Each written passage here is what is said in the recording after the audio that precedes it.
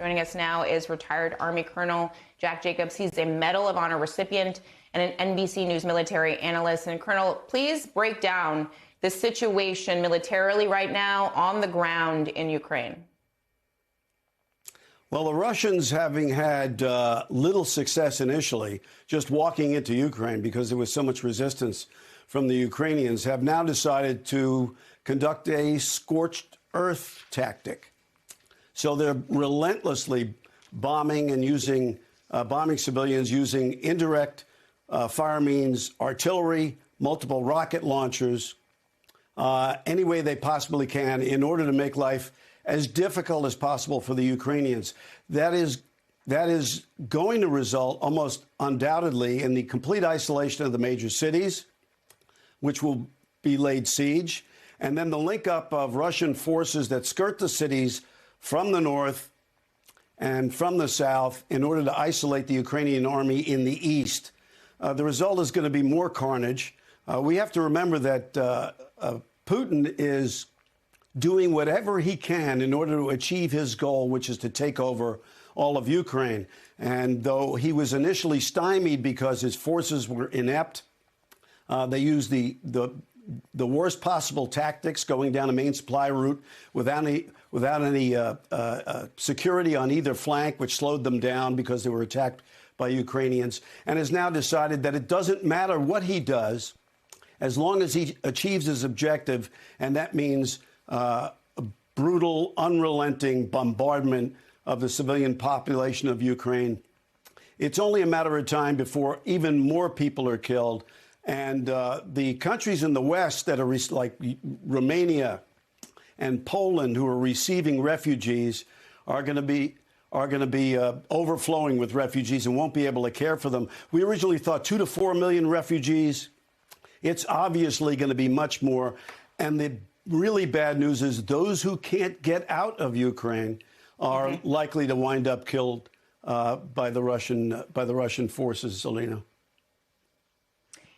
We were talking earlier in the week about the difficulties and obstacles for people with disabilities, also the elderly having such a difficult time escaping to safety. In terms of what we've been paying attention to, you laid out a number of different ways in which the Russians strategically have adjusted to try, to get back to, I think, what their goal is, as you said, to take over Ukraine. But in terms of the progress from the Ukrainian side, why is it that they've been successful in slowing the Russians down?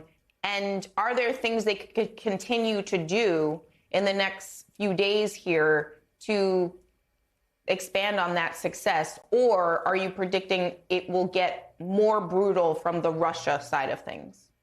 Well, I think it's going to get more brutal. There's no doubt about that, because I think Putin is not going to rest until he will have secured the entire country. But there are two reasons why the Russians have been slow to achieve their objectives. The first is the bravery of the Ukrainian people. There's no doubt about it. They want to defend their country, and they're going to do whatever they can in order to do it. There have been a lot of sacrifices on the Ukrainian side, and all to protect their country and their people. So that's been, that has thwarted that resilience, that leadership by Zelensky has thwarted the Russian attempts to quickly take over Ukraine. The second reason that it hasn't been quicker is that the Russians themselves are very poorly led and poorly trained, particularly not down at the lowest possible levels, at the tactical level, at the bottom of the food chain. But we're talking about at mid-level, at the level of lieutenant colonels, colonels, and general officers who clearly have no idea whatsoever what they were doing. I mean, take what we were talking about earlier as an example. You decide that you're going to attack in the mud season when everything on either side of roads is nothing but mud. And then you send an enormous convoy down a road with no security on either flank. And it's astonishing that that the Russian officers, who should have known better, decided that they were going to do that. We, in the United States and in the West, we teach really young soldiers not to do that.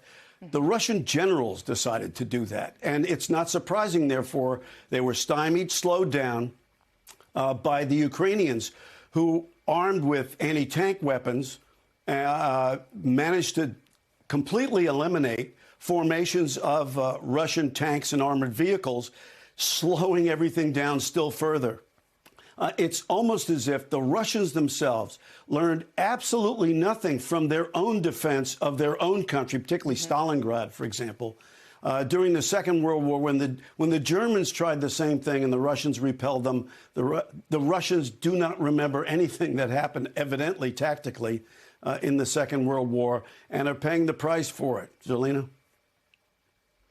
In terms of their progress, though, since they've been slowed down, what's your prediction in terms of when they get to Kyiv or to the center of the capital city? I mean, is that in a couple of days, a week? Do we not know because it's already been so unpredictable and you can't make that assessment?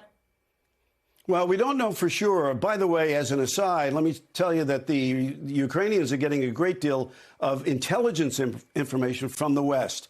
And that's one of the things that's making them so as successful as they are, that and their indomitable spirit. The Russians can do two things. They can either try to invade directly into the large cities like Kyiv, or they can isolate them and wait them out and avoid them, skirt around them, and link up and bifurcate the country. It's not entirely clear what they want to do, and it's possible they themselves haven't decided yet what they want to do. Don't forget the decision-making on all this is back in Moscow, and they're in a bubble, as we've discussed many times before. So it's difficult to say whether or not they have the kind of information they need in order to make reasonable tactical decisions. But the likelihood is this is going to be long and drawn out, and even if they isolate large cities and lay siege to them, it's going to be a long, long time before there's any resolution of this problem. And in the interim, there'll be lots and lots of deaths, particularly among the Ukrainians. Colonel Jack Jacobs, thank you so much for helping us understand the latest. Please stay safe.